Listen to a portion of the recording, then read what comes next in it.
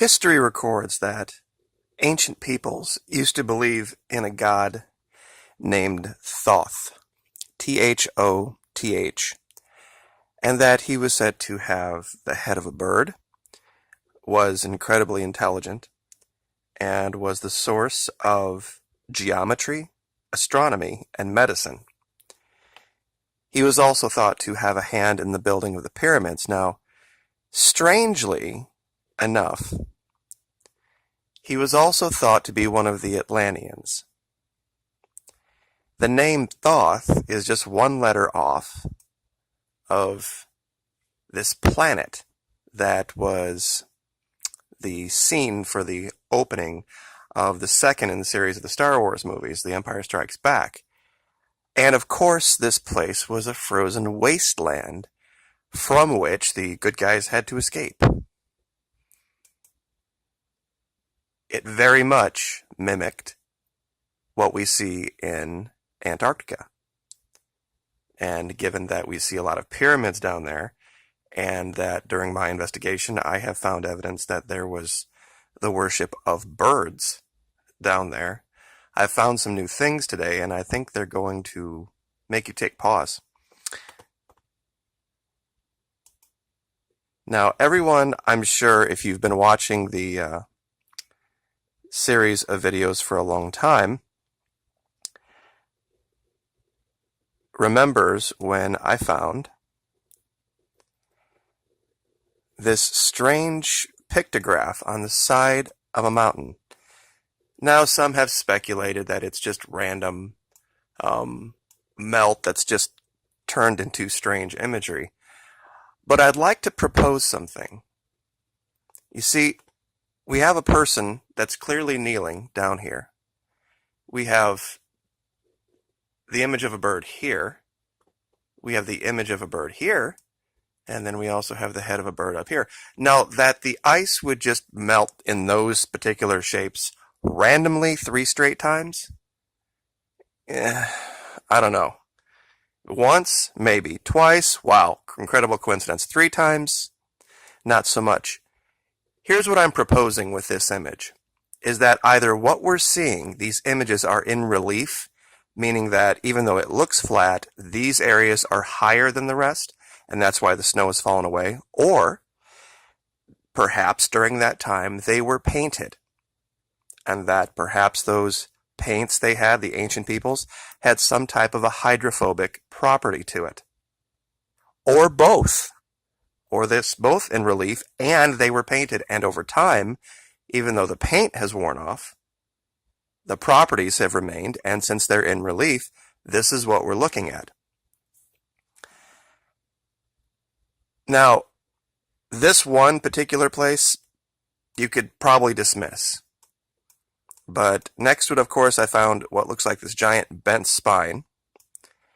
But then at the very end of it, I missed, and I marked it today, this pyramid structure right here. And you would think it's here, but when you look at this closely, and this is the hard thing about 2D and imagery for 3D things, it's here's one ridge, here's the other, and the other one's here. They were very fond, I think, of 3-sided pyramids, not the 4-sided ones that we see in other locations. I had also found this strange image over here of what appears to be a figure walking up the hillside. Very large figure. And it's hard to show up in the videos, but if you go to this location yourself, you'll see that right here, there's different coloration than the rock. The rock has kind of a very dark brown. This has almost a purplish to it when you look in real close at this. It looks like something very, very different than just the rock around it. Now that's all old stuff, but the new stuff is pretty incredible. And it's not far away. I also had found here, this doesn't uncover in high res, but what looks very much like a series of pyramids, because what you can see, and it's very difficult to do it, there's one here, and I'm trying to outline for you the very best I can, here, and here. This shows it a little bit better. This is January 2012. This is 2013. You can definitely see the outlines of very distinct building marks.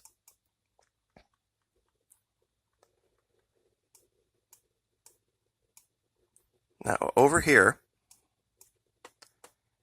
I want to get the aspect on this correct. The idea of a bird. I've found what looks like, and you've got to zoom in very, very close to see this.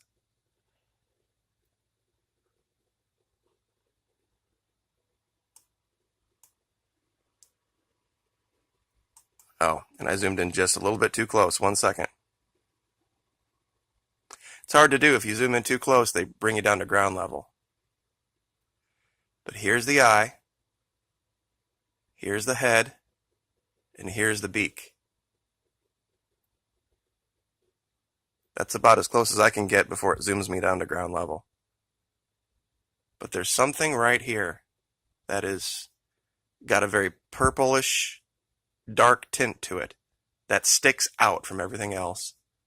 Perhaps a very large gem that they decided to use as the eye of a bird. That would make sense for ancient man. They did that type of thing. But you can see here's the mouth and the head.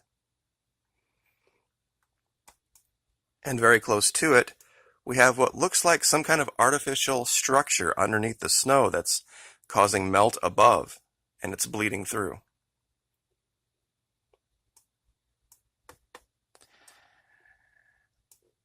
Now this one is tough. This was a tough one to find. And it's going to be kind of hard to see because if you look at it the wrong way, you'll see like the face from Mars. Because initially you think, okay, here's the eye and here's the mouth. I want you to look at this a little bit of a different way. Think of this, forget this part up here for a minute, this eye part. Think of this triangular part here as the eye. Here's the nose, here's the mouth, and this over here starts this giant headdress over here, and here's what would be the ridge of his forehead. His eyes are here, the nose is here, the mouth is here, here's the chin down here. And then this is what looks like just about every image of an ancient Egyptian I've ever seen. This large headdress over here, the forehead, the triangular shaped eyes, down here is the nose, this would be the cheek, the mouth, and the chin. Do you see it now? That's about as detailed a face as I have ever seen in satellite imagery. And it's in this giant field of sapphire and turquoise, where it looks like there was some type of a collapse, and this is just the remnant of what was once a large statue.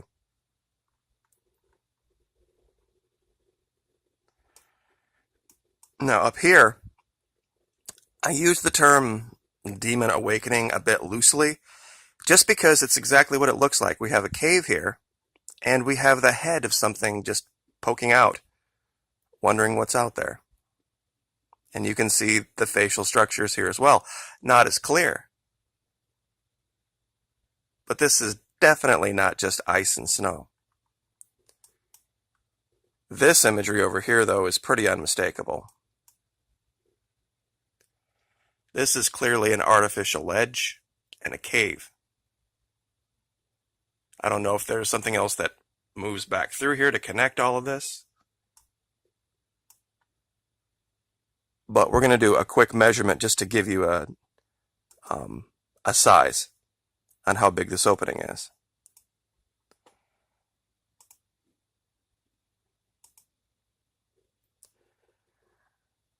This first one is about 42 meters. So in American, I guess, 46.86 yards. 50 yards, 150 feet across. Definitely big enough to fly something in and out of. And we'll clear that, and we'll measure this ledge over here. This one's about 80 yards, or 72.73 meters, basically. So large, very, very large. And from what looks like about 7 meters, about 20 feet front to back, and 73 that way. So clearly something that you could conduct activities on, for sure.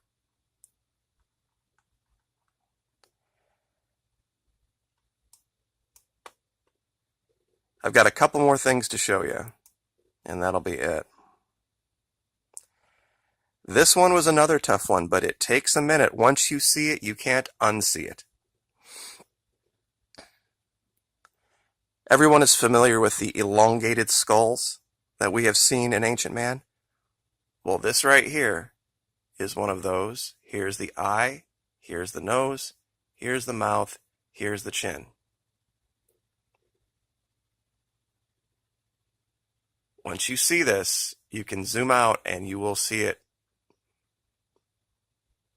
from a long way away.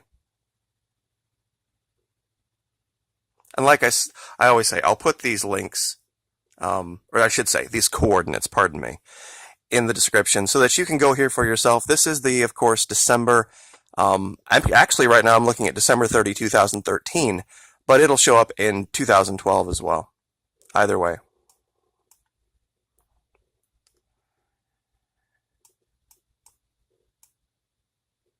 Over here, I found very much what looks like a dinosaur skull.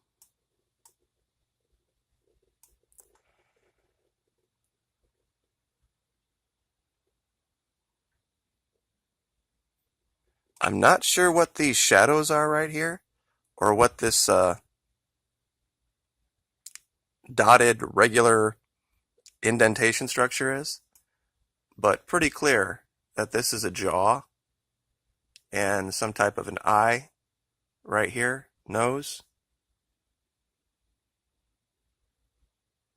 And this, of course, has to do with the melting of the ice down there, that things are just revealing themselves, and I think the powers that be were hoping that they could hide this, but they're not going to be able to for much longer, I don't think. Over here, this is just some more evidence that things are being hidden, because there's a very, very sharp peak. I'm going to tilt the camera. I've always said the best way to do this is change your aspect. Don't look straight down. And when you look at this at a very steep angle, what you'll notice is that there is no peak casting this shadow. This very sharp peak right here, if you look, and it's hard to do without the aspect, at the ridge, there's no way this gentle sloping ridge is casting that peak. It just shows that they've covered something, but they forgot, once again, to cover the shadow. And, you know, maybe they forgot, or maybe they just didn't care, because I don't think that they thought that someone was going to go to this detail. And we have this again here. This is just called a mismatched ridgeline. We've shown this before. And it takes a lot of time, a lot of work. Doing this research is incredibly time intensive. It's a very, very large area, and sometimes if you guys see me go, you know, a day, a week, 2 weeks without doing a video on Antarctica, that basically means I just didn't find anything, because there is lots of stuff out here where there's nothing to find. But here what we're showing is a very gentle sloping ridge, but then we're seeing a very sharp peak right here next to it.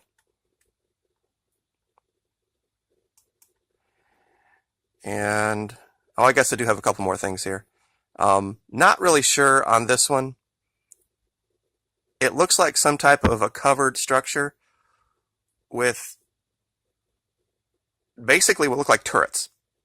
I'm sure it's something else, but I can't think of a better word right now to describe what this looks like. There's one that's very easy to see, and then there's one kind of hidden back in the shadows here.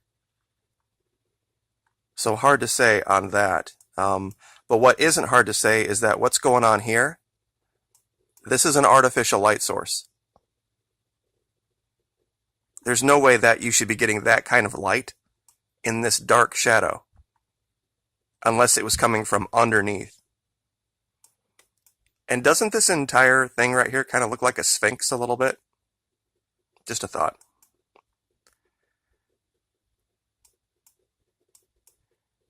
And it's almost impossible to not find what looks like gold, and in this case there's some very, very dark red. I'm not sure if this is ruby or fire. It almost looks like something is ignited underneath the snow there. And one of the reasons I do the videos this way is so that you can look at what I'm showing you, and then I give you the coordinates, and then you can go look for yourself.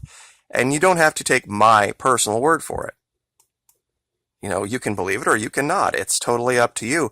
I just want you to have all of the information, and then you can make the judgment for yourself. And I know I thought that was the end, but I guess not. There was more things than I thought. We've talked about these tunnels before. This was a tough one to find, but I want you to look at this real close on the res. See this right here? You see how it just goes down and ends right here? That happens not just once, but twice along the exact same line. And we found these in the last 2 or 3 videos. So we will leave that there, but Thoth. This is what I think we're looking at, perhaps the evidence of that. So you guys have a great day. Like, share, subscribe, and we will see you next time. Thank you.